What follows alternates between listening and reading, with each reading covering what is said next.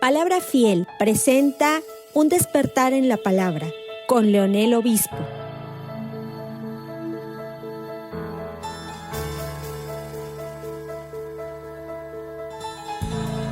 Ok, hermanos, entonces hoy hablaremos de la palabra de Dios con el tema el matrimonio que exhibe bien el evangelio. Para eso vamos a abordar la palabra en 1 de Pedro capítulo 3, 1 de Pedro capítulo 3, versículo 1 al 7. Y decía el gran pensador del siglo XX, J.K. Storr, que el ideal cristiano no ha sido probado y encontrado deficiente, más bien ha sido encontrado difícil y dejado sin probar.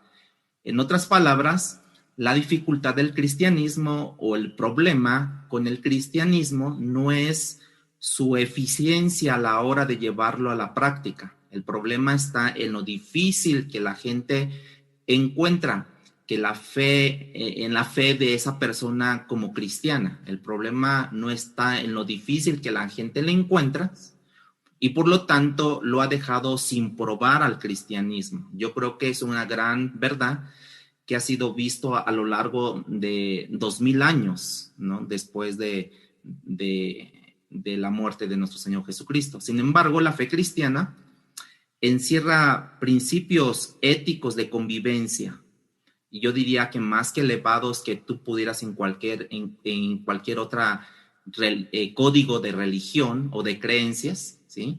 Los principios más elevados que pueden agrupar de cualquier código religioso o no religioso, si es en cierto, la pregunta es esto: ¿por qué el ser humano de manera natural rechaza las premisas que Dios ha dado, que son para el bienestar de nosotros, para su bendición, para nuestra paz, ¿no? Para nuestro gozo, para nuestro desarrollo en esa tierra? Es más, yo podría decir para la vida eterna, ¿no?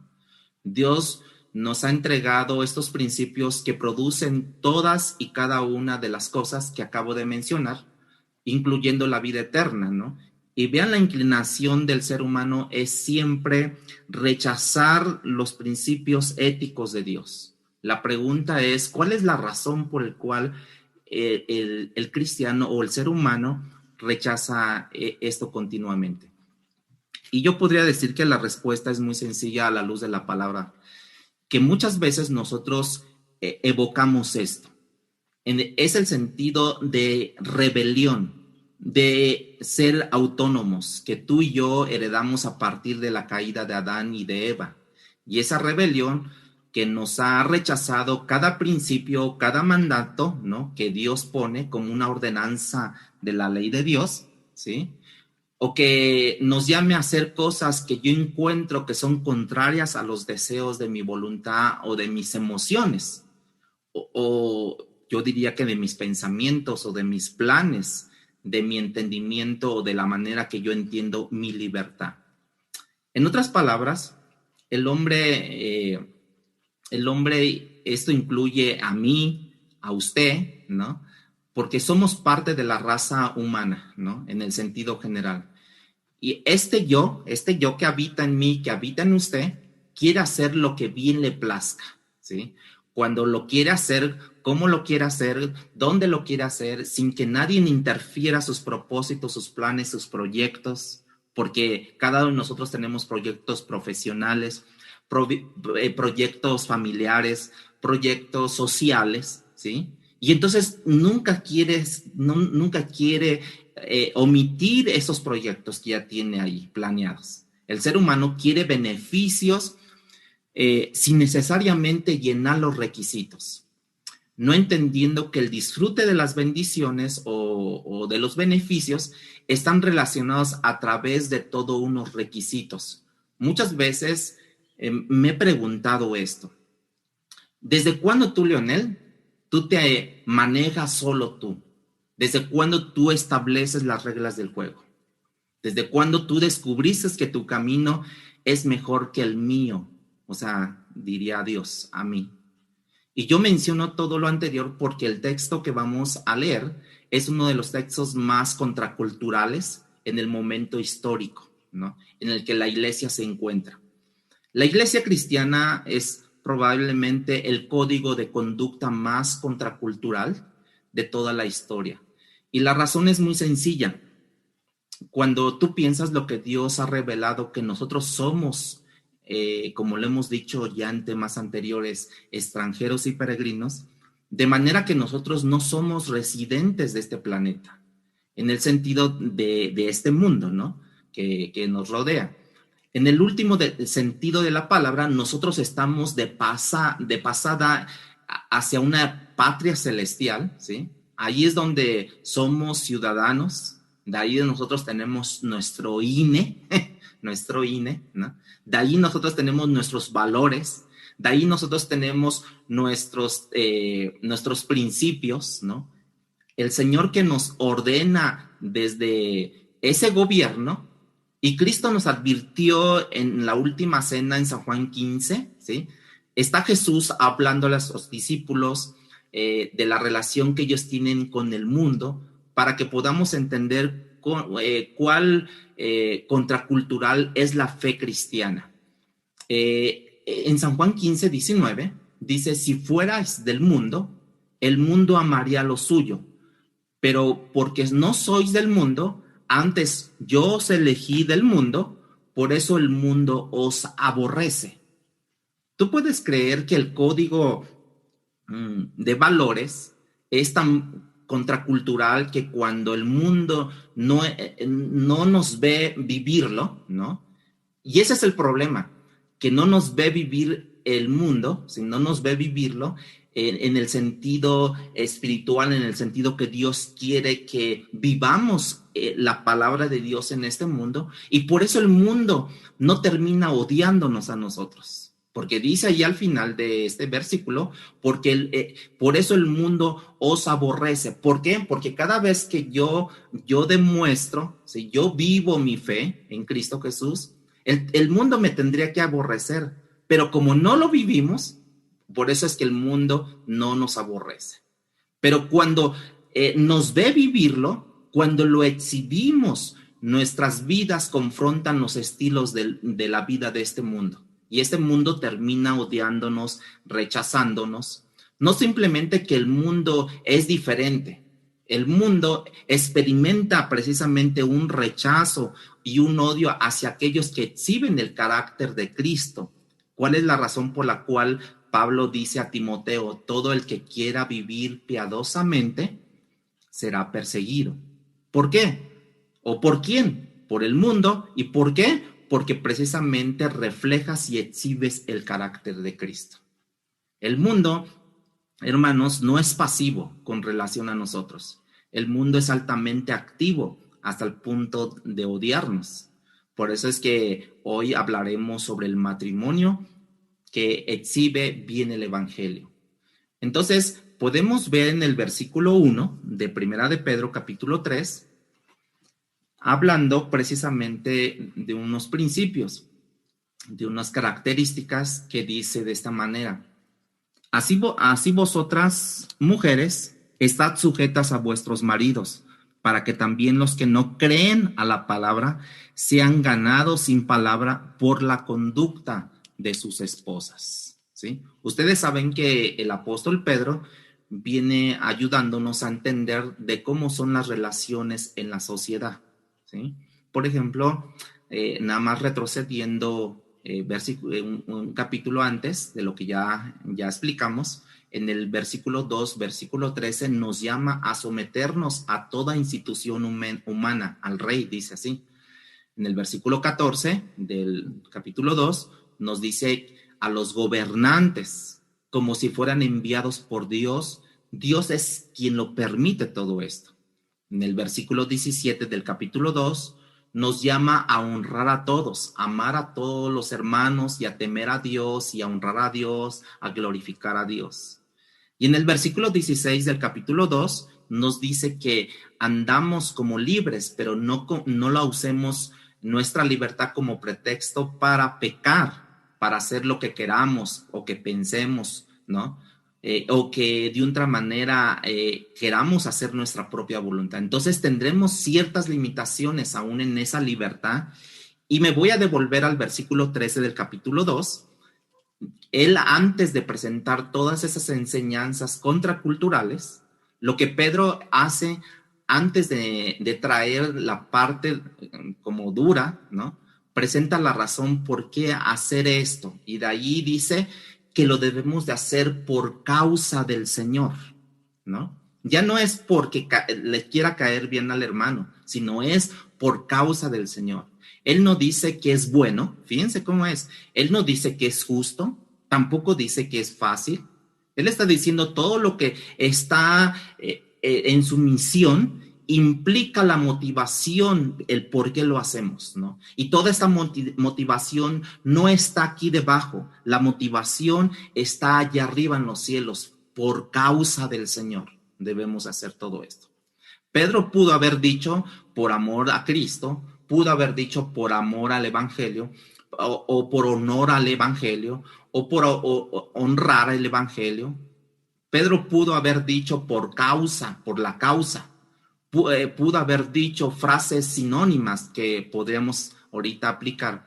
En pocas palabras, hay una razón superior para esta sumisión, que no se nos está requiriendo otra cosa más que por causa del Señor. Y esa es la misma razón para seguir esas instrucciones del capítulo 3, en el versículo 1, ¿sí? Así es que desde el capítulo 2, 11 al capítulo 4, 11, es una serie de recomendaciones para ayudarnos a vivir en este mundo. Entender el contenido del pasaje requiere entender los componentes del Evangelio, hermano. Y sabe que allí es donde está lo interesante, que la mayoría de los hijos de Dios han sido convertidos por el Evangelio. Es más, pueden dar una definición del Evangelio, algunos pueden teológicamente quizás explicar a la otra persona sobre el Evangelio, pero a la hora de vivir, como que no entienden o no entendemos la conexión que existe, que nos deben de llevar a seguir como el tema pasado, lo vimos, ¿no? Las pisadas del maestro, ¿sí? Entonces vamos a explicar de algunos de los componentes del Evangelio para que podamos ver ese texto de hoy. Cuando tú piensas que el Evangelio es la persona de Cristo con su mensaje, entonces te das cuenta que hay un desprendimiento de sí mismo que nos lleva a Cristo, o que nos lleva a entender a Cristo, el por qué dejó su gloria a Él. Y de esa misma forma yo tengo que experimentar un desprendimiento a la hora, en este caso del matrimonio, cuando te casas. Hay una humillación de parte del Hijo de Dios que se encarnó. El Creador se hace criatura y eventualmente se hace hombre. Ese es un requisito y que está determinado en la humanidad. La humillación, la humildad que se requirió en Cristo Jesús fue indispensable, porque aún solamente desde antes de la eternidad, cuando planearon venir a la tierra, ya automáticamente ya estaba la humildad ahí. Y ese es un requisito indispensable para un buen matrimonio.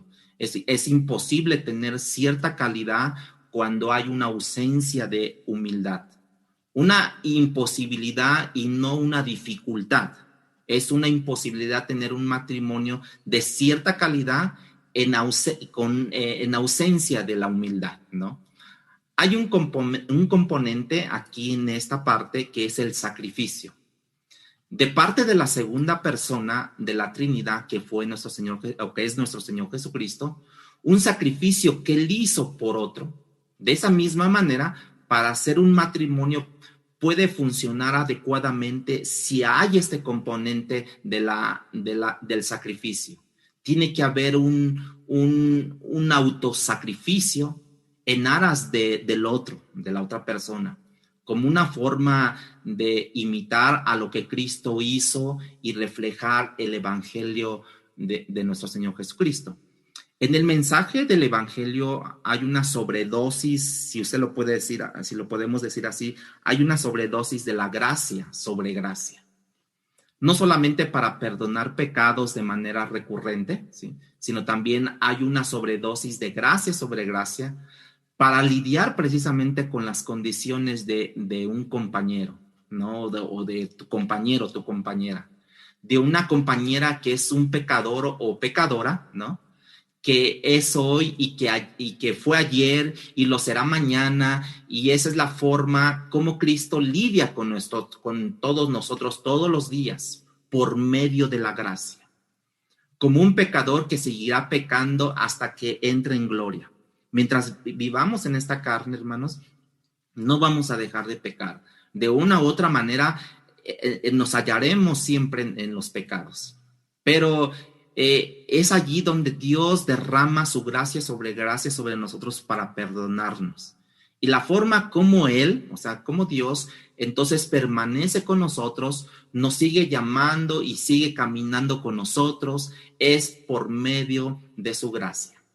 Si esa gracia no está en medio de los cónyuges, será imposible ser una sola carne como lo prometió, como lo dijo Él. Al momento que escuchamos esto, hermanos, tenemos que admitir que exhibir el evangelio de una manera consiste como esposa y como esposo no es una cosa fácil, pero al mismo tiempo tenemos que admitir que liderar como Cristo lideró, en este caso los hombres, no solamente es fácil, no solamente es difícil, es que es imposible, pero ese es mi estándar, esa es mi meta que Cristo me dejó. A partir de todo lo que hemos dicho, de manera que podamos nosotros comprender que las funciones, por ejemplo, de la mujer someterse, del hombre liderar, no es algo muy fácil. Yo diría que es algo imposible. Pero de manera que por lo tanto nosotros estamos tratando de alcanzar algo que Cristo es. Que Cristo en ese momento alcanzó, que yo no puedo, pero que tengo que intentarlo. Y si lo intento, no en mis fuerzas, porque cada día fracasaré cuando yo lo intente sobre mis propias fuerzas. Lo tenemos que intentar. Vivir este estándar del matrimonio, estos componentes del evangelio, como Pedro lo está presentando, y aquí requiere un entendimiento, y no solamente un entendimiento, sino una aplicación de esos principios o de los componentes, ¿no? Entonces Pedro tiene instrucciones para las mujeres, para los hombres, y lo voy a seguir en el orden. En el versículo 1 dice: mujeres, estén sujetas a sus maridos. En la cultura, en el tiempo que vivimos, eso suena tan contrario a la naturaleza humana, ¿sí o no? Y sin embargo, yo no creo que eso es para nada distinto a la sumisión que se nos pide a nosotros como ciudadanos, cuando se nos dice que nos sometamos al rey, nos sometamos a los gobernantes, ¿no? Creo que es la misma acción que requiere, o sea, es lo mismo, ¿no?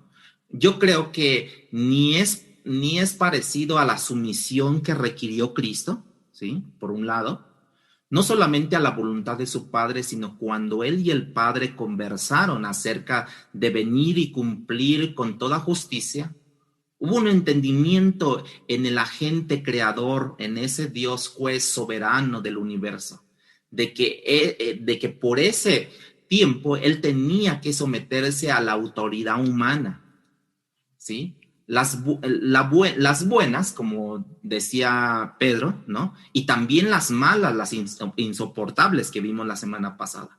Como fueron todas ellas a su paso por aquí, cuando él tuvo que someterse hasta el punto que llegó a lavar aún así los pies de las criaturas. Él, como creador, como soberano Señor, se tuvo que humillar, se tuvo que someter a las formas de este mundo, ¿sí? No se hizo a la forma del mundo, pero sí entendió que tenía que obedecer estos puntos y que tenía al punto de llegar a un sacrificio, de llegar a una humildad tanto que tuvo que lavar los pies de las criaturas. Cuando Juan el Bautista, usted recuerda, entendió que no era digno de bautizar al Mesías, sino que deberías de ser al revés, él dijo, ¿sí? Y Jesús le dijo, no, Juan, deja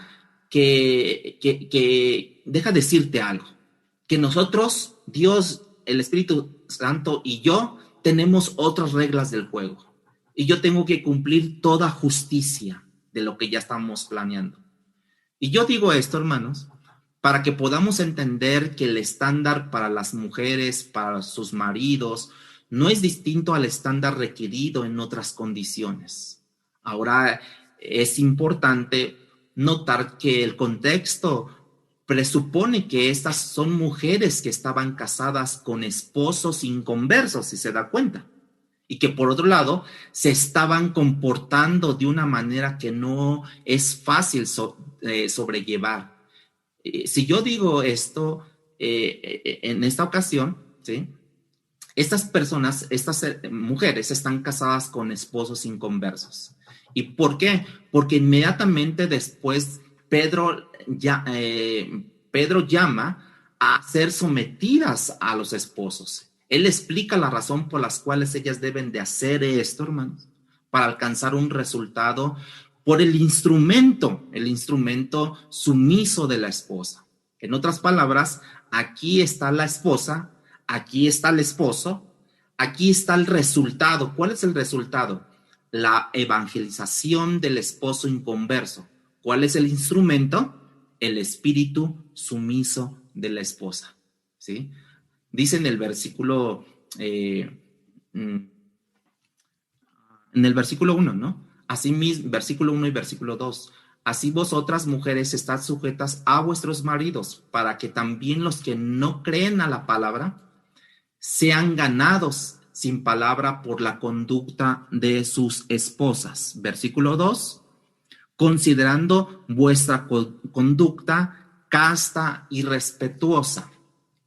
Pedro está apuntando en esta ocasión a la evangelización de su esposo por medio de una esposa que probablemente no se le iba a permitir predicar el evangelio por la cuestión cultural en ese momento, pero que Pedro entiende que ella podría desplegar el evangelio en su convivencia y que podría llegar el día cuando Dios hiciera algo en esa persona, su esposo. Cuando entendemos el contexto cultural, esto nos requiere un mayor o apertura, abrir el paraguas, ¿no? De un entendimiento que es importante. Se suponía que cuando una esposa se casaba en la antigüedad, se suponía que ella adoptaría a los dioses de su marido. El marido no tenía que hacer nada de eso, pero la esposa estaba obligada a adoptar a los dioses de su marido. Ella podía continuar ciertamente con sus dioses que ya traía, pero tenía que incorporar a los dioses paganos de su esposo. Era una obligación en ese entonces. Pero resulta que cuando esta mujer ahora ya conversa al cristianismo y se casaba, ella no podía por prohibición de la palabra de Dios, ni siquiera continuar con sus dioses de ella. Ella tenía que abandonar sus propios dioses, pero tampoco adoptar a los dioses de su marido. De manera que esa sola acción de su parte hacía al marido que entendiera que él era la cabeza del hogar.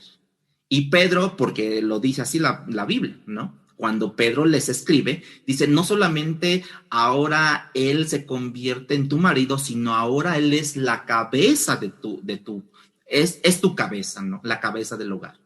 Y Pedro le está diciendo a esta mujer, a ver, cálmate, estate quieta, estate sumisa, vive el evangelio, que él pueda ver tu estilo de vida de forma que quizás el evangelio vivido te permita ganarlo para Cristo.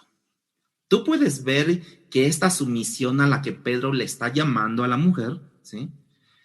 No es ciega, porque ella no podía adoptar a los dioses de su marido y por ende ya tenía que haber abandonado a sus propios dioses paganos que ella tenía.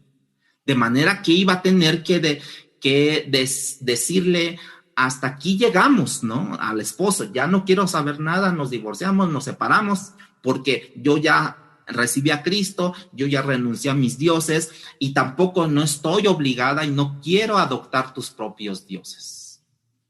Entonces, podemos ver esto. Y creo que es importante ver hasta dónde llega la sumisión. Yo creo que más que un silencio absoluto, ¿sí? De callarse, lo que Pedro le está pidiendo a estas mujeres es que sean prudentes al hablar, a evitar el estire y el afloje, ¿cómo le llaman? ¿Cómo le podemos decir? El cacaraqueo, ¿no? O sea, el estar allí hablando y hablando y hablando. Y Pedro le dice, quiero que tú entiendas que la sumisión no es quedarte callada y vete a la esquina, volteate allí en la esquina y ve a la pared. No. Continúa el apóstol señalando a su esposo de una manera que precisamente entendamos. ¿Por qué? Porque en aquel tiempo, hermanos, así como Pedro les habla de la sumisión, también las mujeres, como hoy, no se quedan calladas. Y la mujer continuaba señalándole a su esposo la necesidad de creer en Cristo. Y le decía, tú eres duro, tú eres terco, mira lo que te ha pasado y aún todavía no crees y de qué te están ayudando tus dioses paganos. Y ahí lo estaba ahí asediando, en otras palabras, lo estaba acatarrando, ¿no? Y yo creo que Pedro estaba llamando a un silencio de evitar ciertamente los esfuerzos continuos de la evangelización, o sea, de decirle, mira, Cristo quiere, mira, eres acá, vamos, que quiere. No, Pedro les está evitando que hagan ese tipo de esfuerzos. Hasta el punto que el esposo termina rechazándola cuando, ustedes saben que cuando estiras mucho la liga, pues llega el momento que se truena. Y que terminaba rechazando a ella con su mensaje y evitar la condenación continua. Por eso es que ahí, de otra manera, se estaba dando muy continuamente los divorcios en ese tiempo, ¿no? Y empezaban a poner ciertas cuestiones culturales de la ley de mosaica en cuestión de todo esto. ¿Por qué? Porque llegaba el punto donde precisamente las mujeres eran tan así, que el esposo terminaba rechazándolas a ellas y vete con tu mensaje a otro lugar y para que evitar la condenación continua, entendiendo que un hombre, una mujer no puede comportarse como cristiana de esa forma. Por eso el apóstol Pedro decía, estar sujetas a vuestros maridos para que también los que no creen a la palabra sean ganados sin palabra, o sea, por acción y no por decir las cosas, ¿sí? Ahora esto no puede ser llevado hasta el extremo, hermanos, o sea, hay límites de la sumisión. Ya mencioné algunas partes, que no puede adoptar a los dioses de su esposo. Tampoco una mujer puede permitir por sumisión el adulterio de su esposo, porque ya Dios legisló, incluso anterior a la ley de Moisés, en contra de eso, o sea, legisló eso, de manera que hay límites de esta sumisión. Pero la idea, ¿sí? Como dice en el versículo 2, la idea aquí es que el instrumento de la evangelización sea la conducta de las hermanas o de las mujeres, considerando vuestra conducta casta y respetuosa. Cuando llega a una conducta respetuosa, honrosa, casta, digna, moral, ellos pueden o pudieran ser ganados, como dice aquí la palabra del Señor. Esto no es diferente. Yo estoy tratando de mostrar, hermanos, ¿sí?, que las cosas que Dios le está pidiendo a las esposas no es diferente a las que les ha pedido a otras personas en diferentes condiciones, culturas o en diferentes relaciones. Eso no es nada diferente a lo que Pedro nos pide a todos de esta misma carta, por ejemplo, en el capítulo 2 de esa misma carta, versículo 12, que ya vimos, ¿no? Que nos dice de esta manera: manteniendo buena vuestra manera de vivir entre los gentiles, ¿no? ¿Qué te está diciendo? O sea, cambia de tu parecer, cambia de cómo eres tú, para que los que murmuran de vosotros como malhechores glorifiquen a Dios en el día de la visitación, al considerar, ¿qué dice?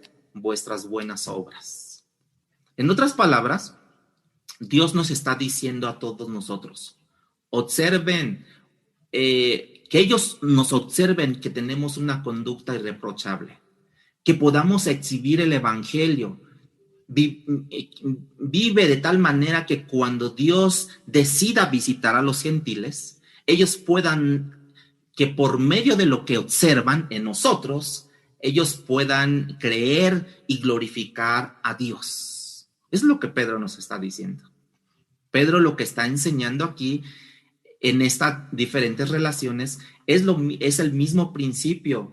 Cómo luce nuestra relación en otra y en otra y en otra y en otra, ¿no? Situación.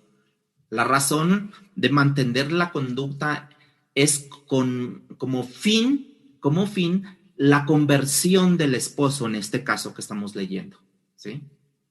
Hay una historia en el año 397 de nuestra era, un santo, van a decir, pero ¿por qué es santo? No, bueno, así se le denominó, un santo que había alcanzado cierta madurez en la fe cristiana, escribió una de las que llegaría a ser una de las autobiografías más convincentes de toda la historia redentora. Cuando él escribió, finalmente terminó el libro de escribir, él le llamó Las Confesiones de San Agustín. Encierra esta narrativa, parece ser que es el tributo de Agustín a su madre Mónica, por la influencia que ella tuvo en su esposo, que se llamó Patricio, para llevarlo a creer y hacerlo un hijo de Dios. De tal manera que a la hora de su muerte, su esposo Patricio, ¿sí?, era un creyente. Estas son las palabras de San Agustín como tributo a su madre, ¿sí? Él escribe, refiriéndose a Mónica, pero él escribe a Dios. Ella sirvió a su esposo como si fuera su amo. Ella hizo todo lo que pudo para ganárselo para ti, Dios, hablándole a él de ti, Dios, por medio de su conducta, por medio del cual tú, Dios, la hiciste hermosa, ¿sí? Su conducta la hizo a Mónica, hermanos, hermosa ante los ojos de Dios. Finalmente, cuando su esposo estuvo al final de su tiempo terrenal, ella se lo había ganado para Dios. ¿Cómo se lo ganó? Pues precisamente sirviéndole, pero no solamente hablándole, sino con acciones. El propósito principalmente para Mónica del matrimonio con Patricio fue la salvación de Patricio, hermanos, ¿sí? Y ahí es donde nosotros llegamos a entender el por qué, las condiciones, todo esto, ¿no? Por ejemplo, en el versículo del capítulo 3, versículo 3 y 4, dice, hablando de otra instrucción: vuestro atavío no sea el externo de peinados ostentosos, de adornos de oro o de vestidos lujosos, sino el interno, el del corazón, en el incorruptible ornato de un espíritu afable y apacible, que es de grande estima delante de Dios. El apóstol Pablo, hablándole a Timoteo, en el capítulo 1 Timoteo 2:9, dice asimismo que las mujeres se atavíen de ropa decorosa, con pudor y modestia, no con peinados ostentosos, ni oro, ni perlas, ni vestidos costosos. O sea, el ser humano siempre ha tenido una preocupación de manera prioritaria: cómo luce, cómo habla, lo que piensa, lo que piensa el otro de él, ¿no? O de ella. Cómo yo me percibo delante de la gente. Y hemos desarrollado una idolatría hacia la apariencia, hacia la buena reputación, hacia el buen nombre, hacia la aprobación de los hombres. Si te vas a arreglar, que el énfasis no esté en peinados ostentosos, dice aquí, etcétera, ¿no?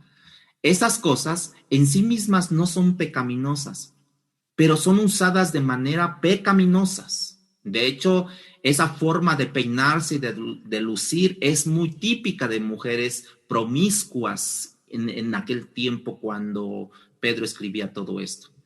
En el mundo secular del primer siglo, eso es lo que más afloraba, esa parte. Lo usual es que Dios legisla y el mundo está en contra. Pero el mundo grecorromano, ¿sí? Quiero explicarles tantito esto. Roma conquistó a Grecia militarmente, pero Grecia conquistó a Roma culturalmente y filosóficamente. Y por eso se habla del mundo grecorromano. O sea, Grecia conquistando de una manera, pero Roma gobernando. En el mundo grecorromano se creía exactamente lo mismo que Pedro escribe en este texto, ¿no? Por ejemplo, Aristóteles, un poco más de 300 años antes de Cristo, decía él, la verdadera belleza está en una mujer con dominio propio, en todo lo que ella hace y con una inclinación hacia una vida honorable y bien ordenada, con paciencia y ternura. Hermanos, es un inconverso a quien Dios le dio una gracia común para decir estas cosas, ¿sí? El filósofo griego Filo nació en el año 20 antes de Cristo, ¿sí? Él decía que los adornos externos eran percibidos como instrumento de seducción, ¿sí? Vuelvo a decir, son personas incrédulas, son inconversos, pero que Dios les dio una gracia común de lo que hemos hablado ya anteriormente.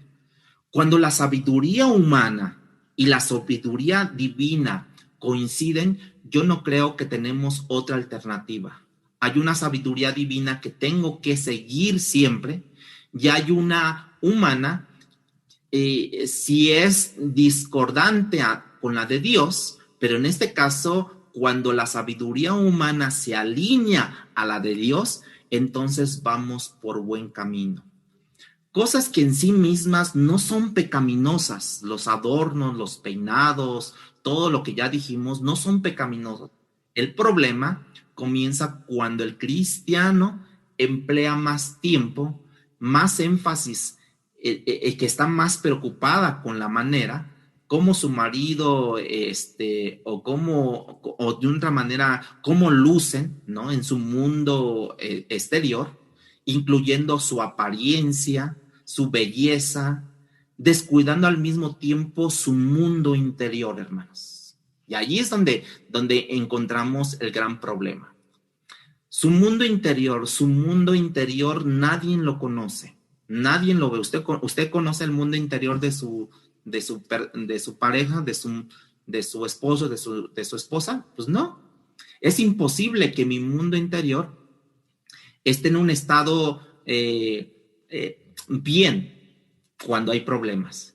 Yo incluso le podría decir que en el mundo interior, este mundo está en un estado caótico, está en un estado de descomposición ético, descomposición moral, emocional, y que luce completamente, aparentemente en el orden exterior, luce bien. Son como de los matrimonios, ¿no? Que cuando van con otra familia, están contentos y se ríen y toda la cosa, y ya van en el carro, ya van pleiteando, ya van enojados, llegan a la casa y ahí te sirves, y ahí nos vemos, o sea, mal. O sea, en el mundo, su mundo interior está caótico y en descomposición. ¿no? Pero su mundo exterior, aparentemente todo va bien, pero no. Por eso el apóstol Pablo insiste en decir, esas cosas no son malas en sí mismas, que tú te vistas así, que tú luzcas bien exteriormente. Pero lo más importante es que tu interior luzca bien. En el versículo 4 de Primera de Pedro, capítulo 3, dice, sino el interno, el del corazón, en el incorruptible ornato de un espíritu afable y apacible, que es de gran estima delante de Dios.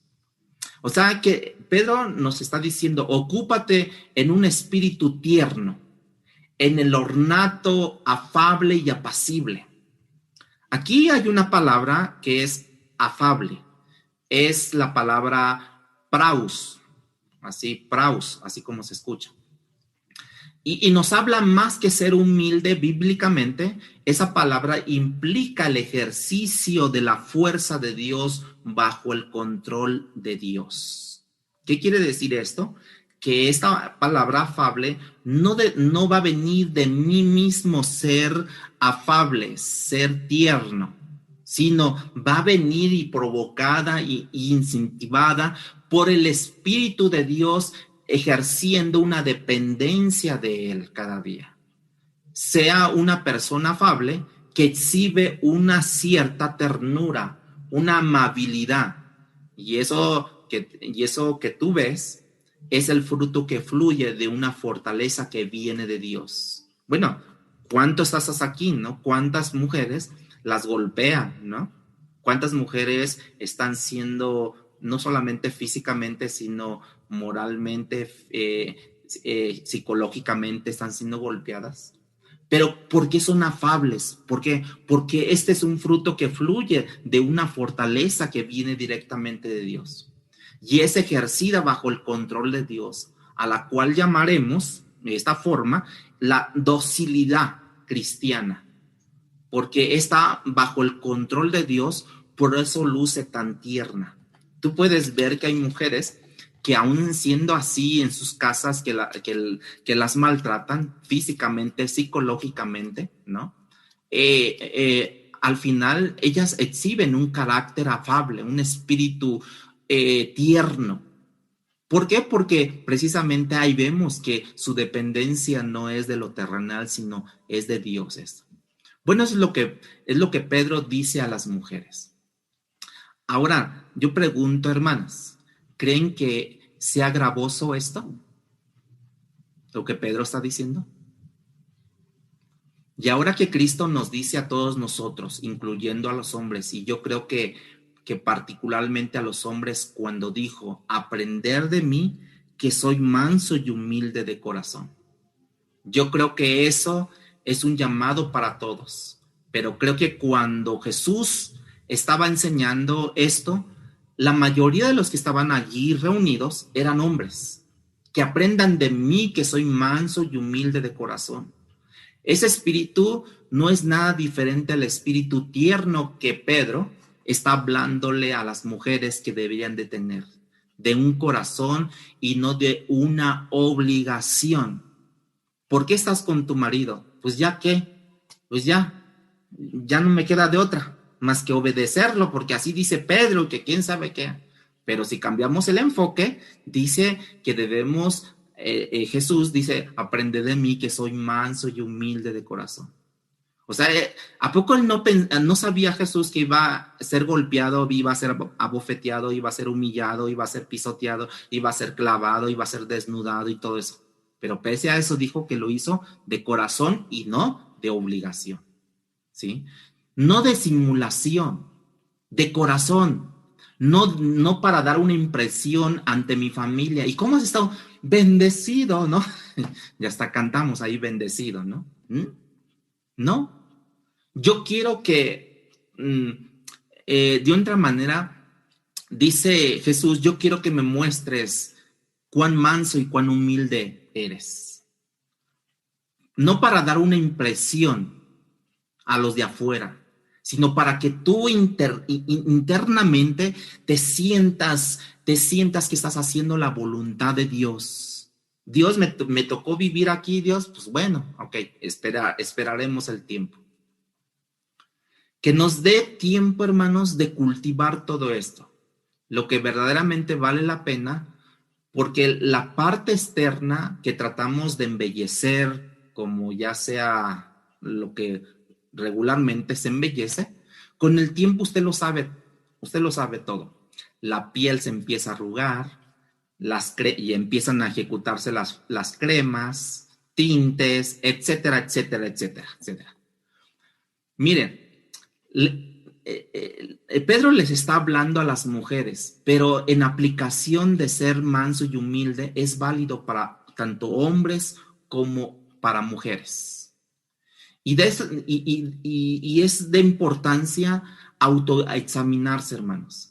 En ese tiempo se supone que yo debo de tener un espíritu manso, más sumiso, más tierno, más amable, más sensible, más empático, más compasivo, más amoroso, más servicial. En fin, más santo, más como Cristo cada día, hermanos. Hasta que lleguemos a la estatura del varón perfecto, ¿no? Porque el cuerpo externo se va desgastando, pero el mundo interior se supone que mi espíritu debe de irse renovando día tras día. Entonces Pedro les está hablando a las mujeres que ellas deben de tener ese espíritu tierno y sereno. Y ya vimos en el versículo 4, ¿no? Usted puede decir que usted me puede decir muchas cosas, ¿no? Es que mi esposo no me agradece nada. Es que mi esposa, pues, dice, pues es tu compromiso de que atiendas la casa, que traigas el alimento y es tu responsabilidad. Y por la otra parte es que mi esposa no me entiende, es que mi esposo no me entiende y es un gran problema. Pero aquí la respuesta al final del versículo 4 nos dice que es de gran estima delante de Dios. Despreocúpate si tu esposa o tu esposo te dice, gracias, de verdad, gracias porque trajiste la comida, gracias porque me planchaste mi ropa. Despreocúpate de si tienes algún halago de parte de eso, que se supone que nosotros como cristianos lo tenemos que hacer. Pero aquí acuérdense que les está hablando a mujeres que sus esposos no eran conversos, sus esposos eran inconversos, ¿no? Y entonces les dice, esta gran importancia de que todo lo que tú tienes, ese espíritu afable, apacible, es de gran estima delante de Dios, ¿sí? Acuérdense lo que dice Proverbios capítulo 31:30. Engañosa es la gracia y vana la hermosura. La mujer que teme a Jehová, esa será alabada, ¿sí? O sea, si al momento tú te arreglas muy bien y tu esposo no te dice, oye, de verdad, eres espectacular, te ves muy bien. Si tu esposo no te dice nada de eso, despreocúpate de todo eso. Porque dice la Biblia que la mujer delante de Dios es hermosa y esa es alabada. ¿Por qué? Porque hay un corazón afable, porque hay un corazón apacible, ¿no? Porque hay esa demostración de todo eso. El mundo de hoy tiene muy poco valor por la mujer que teme al Señor, si se dan cuenta. Porque la mujer que exhibe el carácter de Cristo, lo que el mundo valora es la belleza. Pero el libro de Proverbios dice que es engañoso lo que el mundo valora, que es la belleza. Es engañoso. Pero lo que se supone que Dios tiene en gran estima es el valor interno que hay en el corazón como parte de un espíritu afable y apacible que es de gran estima para él. En el versículo 5, sigamos leyendo, porque así también se ataviaron en otro tiempo aquellas santas mujeres que esperaban en Dios estando sujetas a sus maridos. Y ahora Pedro se remonta al pasado. ¿Cómo?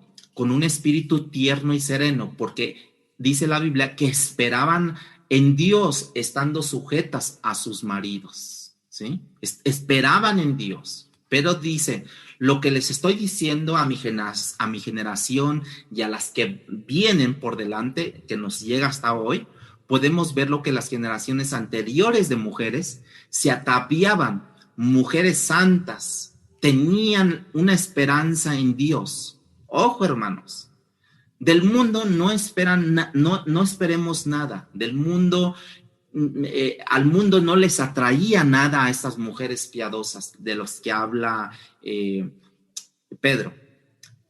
No se les seducía con nada a estas mujeres del mundo. Solo esperaban de este mundo la muerte. Y Pedro dice que esas mujeres estaban sujetas a sus maridos porque tenían una esperanza en Dios. Ahora, en el contexto cultural que nosotros estamos, con toda esa revolución de ideología de género y la previa del feminismo, que más o menos comenzó en el año 1920, la primera ola del feminismo, la segunda ola fue en 1950, y ahora ya no estamos en una ola, sino estamos en un tsunami, ¿no? En medio, y hablar de eso, de que estén sujetas las mujeres a sus maridos, eso es como hablar de sobra delante de alguien que ha sido condenado a la horca. De verdad, hermanos. Hoy por hoy usted puede ver tantas cosas, ¿no? Aquí en México, cómo se ha desbordado todo eso, ¿no? Pero yo diría, ¿qué es más paradójico, la sumisión de la esposa a su marido o la sumisión del creador a la criatura? La sumisión del rey al siervo y del amo al esclavo. ¿Qué es más paradójico? Que la esposa esté sujeta al marido de una manera con un espíritu tierno, afable, y a que el creador del universo, soberano con todo el poder que él tiene, sea el que se arrodille y lave los pies. Y luego tolere ser golpeado, escupido, lacerado, ¿sí? Clavado, desnudado, ¿sí? ¿Qué es lo más paradójico de todo esto? ¿No? Por eso Pedro se va al principio de la revelación bíblica en el versículo 6, ¿no? Dice, como Sara obedecía a Abraham, llamándole Señor, del cual vosotras habéis venido a ser hijas, si hacéis el bien sin temer ninguna amenaza. La verdad, bíblicamente no hay evidencia que Sara llamara a Abraham Señor. Quizás lo hizo, y no creo que más que por el contexto cultural del que vivió Sara o Abraham en ese tiempo, y que fue una forma respetuosa básicamente, no tanto porque quiera hacer lo que su marido le dice, volteate de cabeza y te volteas de cabeza, no, sino más bien de una forma respetuosa. Más bien Pedro se está refiriendo al respeto, a la honra que Sara le concedió a Abraham como su cabeza, como su esposo. Y Pedro usa esta ilustración, ¿no? Referente a la condición de la mujer hacia el hombre. Ahora, ¿cuándo y cómo comenzó el problema, esta tensión, esta dificultad? Bueno, nos remontamos. Eva no tuvo ningún problema al sujetarse a Adán, ni los ángeles tuvieron ningún problema de sujetarse a los arcángeles. Somos nosotros que tenemos el problema, pero eso ocurrió tan pronto la caída se manifestara. Y está anunciado en Génesis 3, ¿no? Génesis 3, cuando Dios comienza a hablarle a Adán después de la caída, y eso es lo que dice que fue una consecuencia de la caída. Se pueden ir a Génesis 3, versículo 16. Dice este pasaje de la Biblia precisamente sobre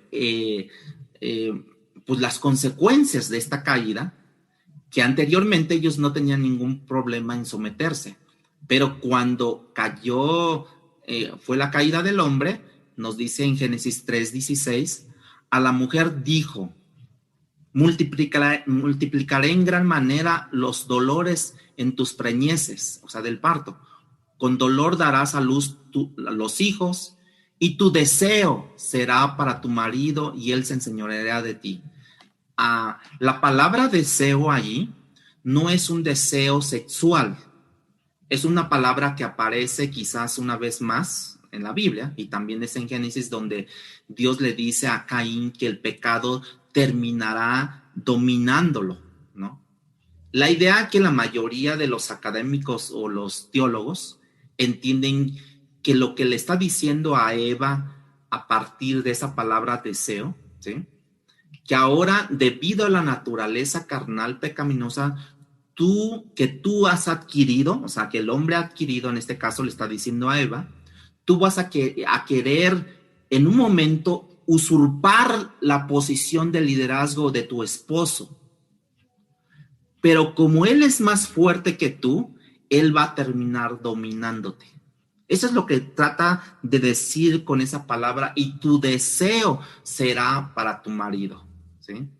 Ya si no lo entendió, pues allí viendo otra vez el video o escuchándolo, pues ahí lo va a entender. Y esto ha denotado esta resolución que les acabo de explicar, eso ha denotado para que el machismo de todos los siglos de la historia. ¿Por qué? Porque ahora la mujer se somete al esposo y el esposo, como no, también con su caída, ¿no? Con su mente caída, entiende que el machismo es lo que aflora más. Y esa es la lucha de todos los sexos, de todos los siglos que ha habido, ¿no? Por eso es que lo que Pedro quiere revertir precisamente a través de esas instrucciones es lo que Dios quiere también revertir. Pedro dice, primero quiero que las mujeres tengan un espíritu tierno y sereno. Vamos a empezar a revertir Génesis 3:16. Pero lo que Adán no hizo en el huerto, no lideró, no protegió a Eva, no fue su cabeza, no fue su guía, tenemos que también revertir todas esas cosas, ¿no? Tenemos que revertir Génesis 3:16.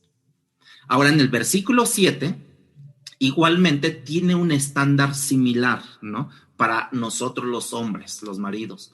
Vosotros, maridos, igualmente vivir con ella sabiamente, dando honor a la mujer como a vaso más frágil y como a correderas de la gracia de la vida, para que vuestras oraciones, dice que, no tengan estorbo.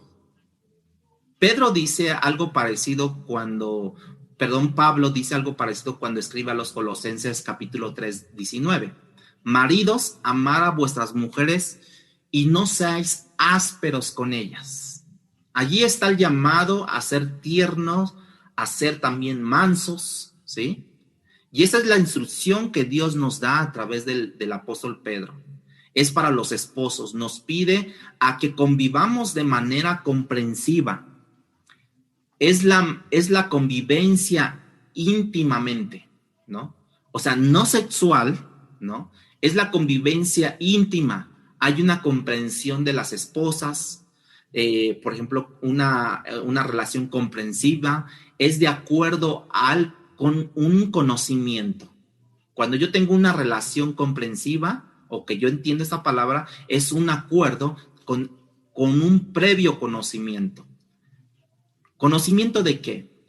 Con el conocimiento de quién es tu esposa, de cómo se siente, de qué es lo que le gusta, de cuáles son sus necesidades espirituales, emocionales, el conocimiento de sus temores, de sus debilidades, de su necesidad de protección, de su mundo interior, qué le ofende, si vas a vivir íntimamente, como ya expliqué, no se refiere a lo sexual, más bien que conozcas como tu alma. Bueno, hay unos que ni se conocen ni por dentro, para que sepan cómo llevar esas necesidades, porque tenemos el llamado a nosotros a liderar como Cristo nos llamó a liderar. Para que podamos liderar y someternos, vamos a requerir un cierto nivel de confianza mutua, hermanos. Va a requerir tiempo con ellas, va a requerir tiempo para hablar con ellas, ¿sí? Y déjenme combinar esto. Ya hablé de que la mujer tiene que someterse, que el hombre tiene que liderar como Cristo. Pero el hombre tiene que entender esa sumisión. Él tiene que entender que cuando la palabra llama a la esposa a someterse, no es porque ella es inferior en lo más mínimo, Eso tampoco no implica que la esposa no opine. Eso no implica, de hecho, que la esposa debe de quedarse callada. De hecho, la esposa debe de opinar como ayuda idónea y su opinión debe de ser tomada en cuenta. La sumisión no implica que la esposa no pide cuentas al esposo. Eso no implica que ella no confronte la irresponsabilidad o su pecado del esposo. Eso no implica que ella no confronte un abuso verbal, físico o de los hijos. Lo que sí implica es que cuando ella lo hace como Cristo lo haría, de una manera piadosa, como Cristo lo hizo con la mujer samaritana. ¿Se acuerdan de eso? ¿Se acuerdan de la historia? Cuando Cristo le dijo, llama a tu marido, y ella le dijo, es que no tengo marido. La mujer no salió corriendo por el aspecto, bueno, por lo áspero que Cristo le habló, pero algo bien cierto, la confrontó, ¿sí? Y ahora Pedro, en el versículo 7, le recuerda al hombre que ella es un vaso frágil. Con toda la probabilidad, el texto se está refiriendo a la fuerza del hombre físico, a la fuerza física del hombre, de la mujer. Se ha establecido ciertamente biológicamente que así es, que el hombre es más fuerte que la mujer. Pero si el hombre, si va a ser la cabeza, va a ser el líder, él necesita una fortaleza emocional, espiritual, por encima de la de su esposa, o no podrá liderar. Lamentablemente los hombres cristianos no se han ocupado de cultivar su mundo emocional y espiritual de manera consistente. Bueno, ahora se ve que la mujer provee estabilidad, ¿sí o no, hermanos? Provee ahora seguridad emocional, la mujer. No solamente provee la seguridad emocional, sino espiritual para los hombres. En vez que el hombre lo haga, en vez que el hombre tome el papel de líder de esa ocupación, no, la mujer ahora lo está tomando. Ahora sí, como diría una persona, ¿no? Como diría un artista, ¿qué nos pasa? ¿Qué estamos haciendo nosotros como hombres? Pero si Dios me hace cabeza y pastor del hogar, yo debería de estar desarrollando mi mundo emocional y espiritual de manera que como Cristo, que seamos el sostén, nosotros, por ejemplo, que Cristo es el sostén de la iglesia, como Cristo es la roca de la iglesia, de manera que yo sea la roca para mi esposa, la estabilidad para mi familia, ¿no? La fragilidad de la mujer le va a llevar a alejarse emocionalmente, ¿sí? Y creo que hemos experimentado todos en un momento esto, cuando hay pleitos, cuando hay conflictos, aunque la mujer está ahí mismo en la casa, pero se aleja emocionalmente. La fortaleza que tenemos que experimentar es de permanecer firmes en el mismo lugar para que cuando regresen nosotros podamos recibirla con amor y respeto y perdón. ¿Por qué? Porque la mujer en sí misma es frágil, ¿no? Dios la diseñó así. La esposa representa la iglesia y la iglesia no es la que le ofrece seguridad a Cristo, ¿sí? O sea, y eso es bien importante nosotros que entendamos. Y fíjense algo más, que ellas como coherederas de la gracia de la vida, que aquí el apóstol Pedro nos llama a darle honor, a respetarla, a cuidarla, y luego nos dice el por qué. Porque ella es heredera con ustedes de la gracia de la vida. Ella es un regalo de Dios, ella es la imagen de Dios, ella es la provisión de Dios, ella es una hija de Dios. Y nosotros tenemos que tener mucho cuidado cuando Dios llama a tu esposa hija de Dios. Tenemos que cuidarla. Y no lo hemos hecho bien y constantemente nos arrepentimos y tratamos de volver a ser mejor cada día porque simplemente estamos teniendo problemas nosotros. Finalmente dice, para que tus oraciones no sean estorbadas. En pocas palabras, No es poca cosa lo anterior que hemos dicho, hermanos. Él dice, porque yo cierro mis oídos cuando tú oras conmigo a tus múltiples cosas por esto. ¿Por qué? Porque no hay una convivencia sana y por eso yo he cerrado mis oídos. Pero hay una cosa que he entendido en todos estos años, hermanos, que si yo no lleno el requisito que Dios me ha asignado y que Pedro me explica, mis oraciones no van a pasar del techo de mi casa. Y hay una frase de Tony Evans que es como en pantalón, que te pongas bien que te fajes bien los pantalones, ¿no? Y cuando camines como un hombre de Dios, entonces cuidarás a la hija de Dios. Pero si tú no te fajas los pantalones, entonces no entenderás, no caminarás en Dios y nunca cuidarás a la hija de Dios. Para terminar, quiero mencionarles una historia verídica, la historia del doctor John Robertson, ¿sí? Y dice de esa manera la historia. El doctor John Robertson se había desempeñado como presidente de una universidad por 22 años. Él renunció en 1990 para cuidarla de tiempo completo, a su esposa Muriel, que padecía de la enfermedad de Alzheimer. El doctor Robertson la conoció cuando eran estudiantes. Cuando se conocieron, descubrió que era encantadora, inteligente, talentosa. En 1981 recibieron una tragedia noticia. Muriel tenía la enfermedad de Alzheimer temprana. Los primeros años de la enfermedad, Robertson intentó ir a su oficina y cumplir con su responsabilidad de la escuela. Y cada vez que él se iba a la universidad, Muriel se ponía ansiosa, angustiada, aterrorizada. Y ella lo seguía por unos kilómetros caminando. Una vez en la noche, Robertson se estaba preparando para ir a la cama. Notó que ella tenía los pies ensangrentados, porque había caminado tanto para intentar acercarse a él, a Robertson. Cuando Robertson reflexionó más tarde, por la devoción de su esposa, él dijo: ojalá yo amara así a Dios, hasta el punto de estar desesperado por estar cerca de él en todo momento. Cuando el habla le comenzó a fallar a Muriel, una de las últimas frases que ella pudo decirle a Robertson fue: te amo. En 1990, Robertson hizo algo que muy pocos hombres harían.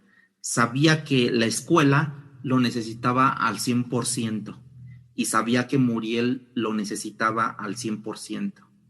Él eligió renunciar a su puesto de presidente de la universidad para poder dedicarse de tiempo completo al ser el cuidador de su esposa. Y esto es muy raro porque muchos se sienten impulsados, anteponiendo el trabajo, los éxitos personales y los logros, ¿verdad? Y sus compromisos con sus familias. Y la estadística dice que cuando un hombre sufre una enfermedad grave, hermanos, cuando un hombre sufre una enfermedad grave, 4 de 5 mujeres se quedan al lado de sus maridos. Pero cuando los roles se invierten y la mujer contrae una enfermedad grave, 4 de 5 hombres la abandonan. 4 de cada 5 hombres abandonan a su mujer si sufren una enfermedad grave. Sigo con la lectura. Y Robertson decidió tomar su cruz y seguir el camino de Jesús, quien dio su vida por su esposa, la iglesia. Cuando Robertson dejó la escuela, escribió una carta para explicar su decisión y dijo: para mí está muy claro que me necesita de tiempo completo Muriel. Mi decisión fue tomada en cierto modo hace 42 años, cuando prometí cuidarla a Muriel en salud y en la enfermedad hasta que la muerte nos separe. Ella me ha cuidado completa y sacrificalmente todos esos años. Si yo la cuidara los próximos 40 años, no saldaría mi deuda con ella. El deber, sin embargo, puede ser sombrío y estoico, pero hay más. Dice Robertson: amo a Muriel y es mi deleite para mí su dependencia infantil y su confianza en mí y su cálido amor. Destellos ocasionales de este ingenuo que solía disfrutar, su espíritu feliz y su firme resistencia frente a su continua y angustiosa frustración. No es que debo preocuparme por ella, es que tengo que. Es un gran honor cuidar a una persona tan maravillosa. Entonces Robertson se convirtió en ama de casa y cuidador de su esposa, asumiendo la asignación especial de Dios para él en esa temporada de sus vidas. Cuando la gente le preguntaba si alguna vez se cansaba de cuidar a Muriel, él a menudo decía: no, me encanta cuidarla. Y eso es lo que Dios nos dice, ¿no? Maridos, eso implica cuidar a tu esposa como vaso más frágil y como coheredera de la gracia de Dios. Muriel murió el 19 de septiembre del 2003. El doctor Robertson siguió y luego murió el 4 de junio del 2019. ¿Qué vamos a hacer, hermanos, hermanas? Los días van de mal en peor. Dice la Biblia que la noche avanza, la oscuridad es más densa, los días son malos. Vamos a seguir jugando al cristianismo y vamos a tomar el rol que Dios nos ha asignado el uno y el otro. Y vamos a exhibir el evangelio con nuestras vidas. Que la gente crea que lo que decimos, lo que vivimos, la gente incluso cuando nos vea vivir desee lo que tenemos, que nos permite vivir como vivimos. Y es allí un reto para todos nosotros, hermanos. Así es que yo les invito a que con respeto honremos a Dios, y cuando honremos a Dios vamos a poder respetar a nuestro cónyuge. Palabra Fiel presentó Un despertar en la palabra. No olvides buscarnos en Facebook y YouTube como Iglesia Palabra Fiel CDMX y seguir las transmisiones por Zoom de cada domingo.